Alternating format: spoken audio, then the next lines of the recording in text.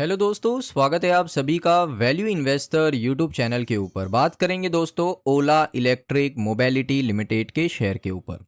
अब देखिए, आप सभी का सवाल है कि ओला का शेयर नीचे क्यों आ रहा है, इसमें गिरावट आपको क्यों देखने को मिल रही है। आज तो काफ़ी बड़ी गिरावट है, लगभग 3.32% की गिरावट आपको ओला के शेयर के अंदर देखने को मिली है। अब ये गिरावट के पीछे रीज़न क्या है दोस्तों, मैं आपके साथ शेयर करता हूँ। रीज़न बहुत सिंपल है। यहाँ पर आप देखोगे एक रिपोर्ट आया है बीएससी के ऊपर, जिसमें यहाँ पर आप डेट देख सकते हो 10 सितंबर 2025, कल रात में ये रिपोर्ट आ गया था, जिसमें यहाँ पर कंपनी ने इन्फॉर्म कर दिया है कि प्रमोटर्स ने एक नॉन डिस्पोजल अंडरटेकिंग, जिसको हम कहते हैं एनडीयू, जो था 10.71 करोड़ के आसपास शेयर यहाँ पर है, यानी 10 करोड़ शेयर यहाँ पर इन्होंने एनडीयू कराया था, जिसको कहते हैं नॉन डिस्पोजल अंडरटेकिंग। अब एनडीयू और प्लेज के अंदर क्या फ़र्क होता है, मैं आपको बता देता हूँ। देखिए, एनडीयू के अंदर क्या होता है कि जो लेंडर होते हैं, क्योंकि प्लेज के अंदर क्या होता है कि आप शेयर गिरवी रख रहे हो, अगर आपने पैसे नहीं लौटाए तो आपके जो शेयर है उसकी ओनरशिप लेंडर को ऑटोमेटिकली ट्रांसफ़र हो सकती है, और वो अगर ट्रांसफ़र हो गई तो वो शेयर के साथ सेलिंग कर सकता है, बेच सकता है, वो उसका ओनरशिप हो जाता है। लेकिन एनडीयू के अंदर क्या होता है, इसको आप डिस्पोज नहीं कर सकते, यानी जो लेंडर है उसको सेल आउट नहीं कर सकता है। ये होता है एनडीयू। प्लेज और एनडीयू के अंदर यही फ़र्क है कि प्लेज के अंदर जो अगर आपने पैसे नहीं लौटाए शेयर को प्लेज करने के बाद, तो वो शेयर वो बेच सकता है। लेकिन एनडीयू के अंदर ये एक टर्म्स एंड कंडीशन होती है कि शेयर को बेचा नहीं जा सकता है। ये सिंपल हो गया। अब यहाँ पर देखिए, एनडीयू पहले करवाया, लेकिन अब कंपनी ने एनडीयू की जगह प्लेज करवा दी है, क्योंकि जो लॉक इन पीरियड है दोस्तों ओला इलेक्ट्रिक का, वो खत्म हो चुका है। प्रमोटर्स का जो लॉक इन पीरियड था वो खत्म हो चुका है। अब वो लोग ने क्या किया है, एनडीयू की जगह उसको ट्रांसफर करवा लिया है, कहाँ पर, प्लेज पर। यानी अब यहाँ पर शेयर हो चुके हैं प्लेज। अब ओला इलेक्ट्रिक मोबिलिटी लिमिटेड जो टारगेट कंपनी है, उन्होंने 2.43% of the equity share capital of the target company, यानी 2.43% इक्विटी शेयर को यहाँ पर क्या करवा लिया है, एनडीयू की जगह प्लेज करवा लिया है।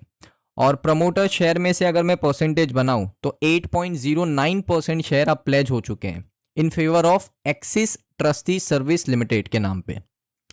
सो यहाँ पर इसे benefit of Avendus structure credit fund, Avendus finance private limited, InCred credit opportunities fund, इन सभी के नाम पर दोस्तों इन्होंने प्लेज करवा दिया है। ये आपको समझ में आ चुका है, और यही चीज़ दोस्तों यहाँ पर गिरावट का कारण बनी है।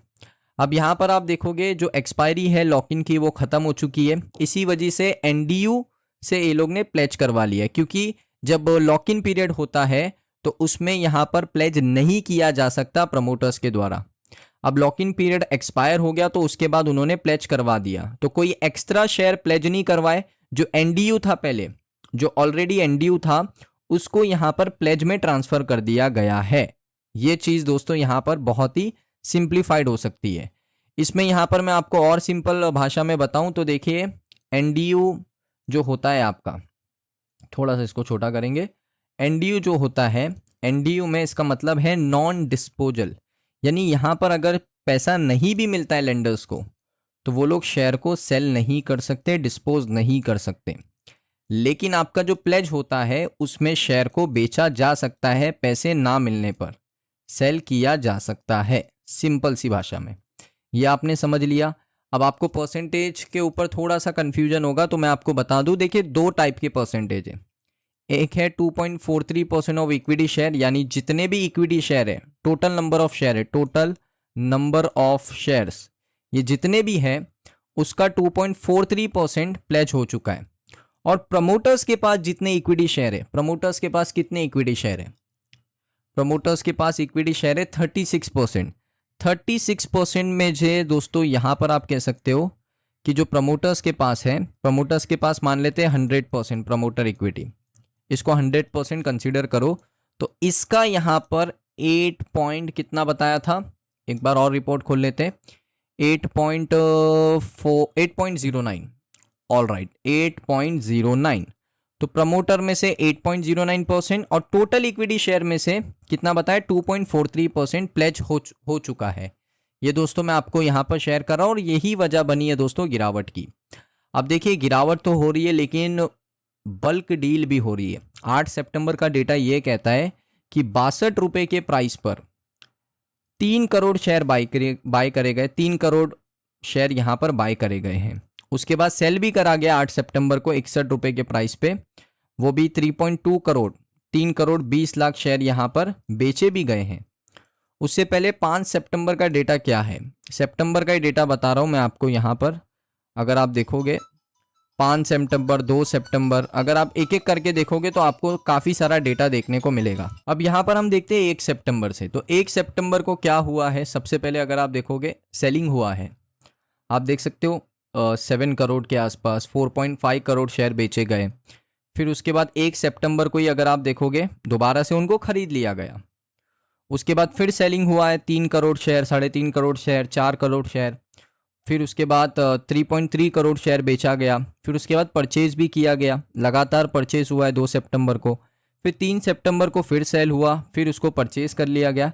यही सिलसिला चल रहा है कि सेल हो रहा है, परचेज किया जा रहा है। अब यहाँ पर दोस्तों इंपॉर्टेंट चीज़ क्या है कि HRTI प्राइवेट लिमिटेड ने परचेज किया 8 सितंबर को, जंप ट्रेडिंग ने परचेज किया 5 सितंबर को, HRTI ने परचेज किया और HRTI प्राइवेट लिमिटेड सेल भी कर रहा है। तो यहाँ पर आप कह सकते हो कि एक पैसा बना रहे, पैसा यहाँ पर क्या कर रहे हैं दोस्तों, डिस्पोज कर रहे हैं। क्योंकि अगर आप देखोगे ये परचेज किया 5.5 crore share, okay, 5.5 crore share purchase किए ओला के। उसके बाद नाम देखिए HRTI प्राइवेट लिमिटेड। उसके बाद देखिए 3.1 करोड़ शेयर बेच दिए गए। प्राइस कितना था, 66 पे लिया और लॉस में बेचा, 61 में बेच दिया। उसके बाद देखोगे वापस परचेज किया 61 में 2.7 करोड़ शेयर। उसके बाद देख सकते हो 61.98 पर बेच दिया। कितने कम प्रॉफिट पे बेच रहे हैं, 61.10 पे खरीदा, 61.98 पे बेच दिया। उसके बाद यहां पर आप देख सकते हो HRTI ने दोबारा खरीदा 62.03 पे। अभी ये अगर प्राइस 62.03 है, 62.09 हो गया या 10 हो गया, उस पर वो लोग सेल कर देंगे। इस तरीके से यहाँ पर चलता रहता है। तो बल्क डील हो रही है ओला इलेक्ट्रिक में। उसके बाद दोस्तों मैं आपको शेयर होल्डिंग पैटर्न तो दिखा चुका हूँ, इसमें अभी तक आपको प्लेज देखने को नहीं मिलेगा, क्योंकि मुझे लगता है कि जो नेक्स्ट रिजल्ट आएगा आपका क्वार्टर, जो नेक्स्ट क्वार्टर आएगा उसके शेयर होल्डिंग पे आपको प्लेज ज़रूर देखने को मिल सकता है। सो दोस्तों ये वीडियो आपको कैसा लगा कमेंट सेक्शन में ज़रूर बताइए। अगर आपको ये वीडियो अच्छा लगा वीडियो को लाइक करें। चैनल पे अगर आप पहली बार आए हो तो मेरी एक रिक्वेस्ट है, चैनल को आप सब्सक्राइब कर लो। वीडियो को अभी तक आपने लाइक नहीं किया है, वीडियो को लाइक कर लो और साथ ही साथ बेल आइकन को हिट कर नोटिफिकेशन को ऑल पे ज़रूर से सिलेक्ट कर लो, क्योंकि जैसे ही हमारा वीडियो यूट्यूब के ऊपर पब्लिश हो सबसे पहला नोटिफिकेशन आपको मिलना चाहिए। तो मिलता हूं दोस्तों आप सभी लोगों को नेक्स्ट वीडियो के साथ।